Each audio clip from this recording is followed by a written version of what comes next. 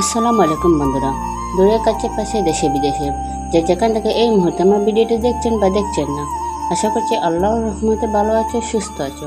বন্ধুরা, আমি ভালো আছি, সুস্থ আছি।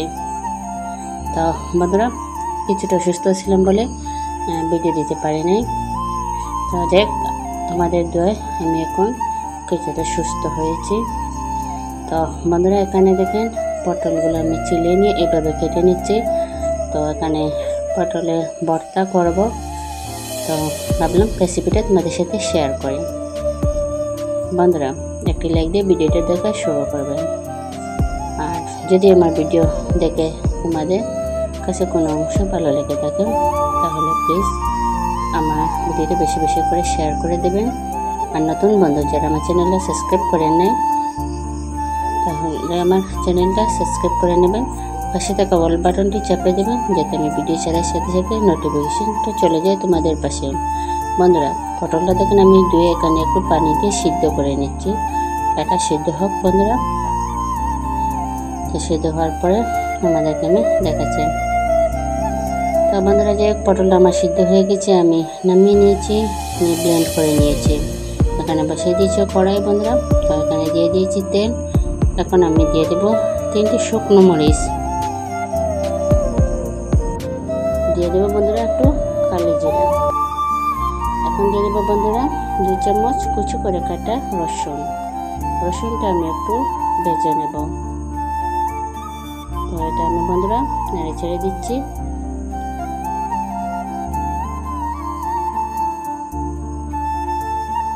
তো বন্ধুরা দেখেন রসুনটা আমার কিছুটা বাদামি কালার হয়ে আসছে।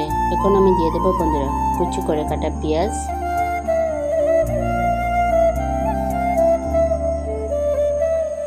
তো পেঁয়াজটাও আমি একটু বেছে নেব।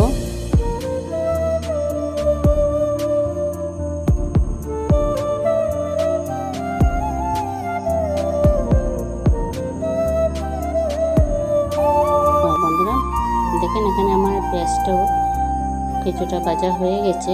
এখন আমি দিয়ে দেবো বন্ধুরা আধা চামচ হলুদ গুঁড়া, দিয়ে দেবো আধা চামচ মরিচের গুঁড়া, স্বাদ মতো লবণ, আর কিছুই লাগবে না বন্ধুরা। তো এই মশলাগুলো আমি একটু সময় নিয়ে ভালো করে কষিয়ে নেব।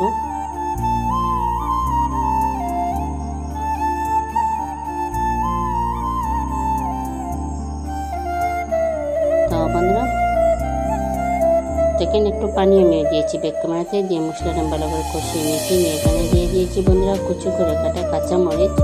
তো জালটা বন্ধুরা হচ্ছে যে যেরকম খাবেন সেরকম মরিচটা দেবেন। তো আমি যেভাবে খাবো আমি সেরকম মরিচ নিয়ে কুচি করে কেটে দিয়েছি। তো বন্ধুরা, পটলটা আমি ব্লেন্ড করে রেখেছিলাম। এখন আমি পটলটা ঢেলে দিচ্ছি। পটলটা ঢেলে দিয়ে বন্ধুরা আমি এভাবে ভালো করে নেড়ে চেড়ে নেব। যতক্ষণ পর্যন্ত পটলের পানিটা না শুকাচ্ছে, ততক্ষণ পর্যন্ত আমি একটু পরপর সেটা নেড়ে চেড়ে দিতে থাকবো।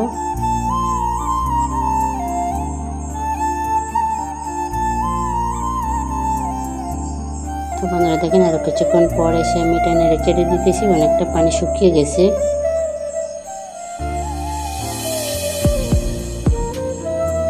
তো বন্ধুরা এখন আমি দিয়ে দেবো সর্ষের তেল। সর্ষের তেল দিয়ে এটা নেড়ে চেড়ে আমি এভাবে ভালো করে একটু ভাজতে থাকবো।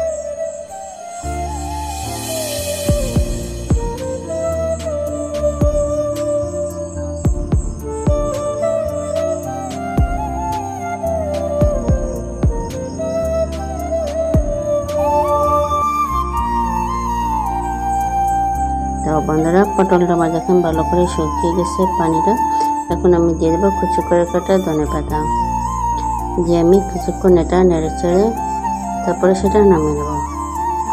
তো বন্ধুরা, আজকের মতো বিদায় নিচ্ছি। সবাই ভালো থাকবেন, সুস্থ থাকবেন।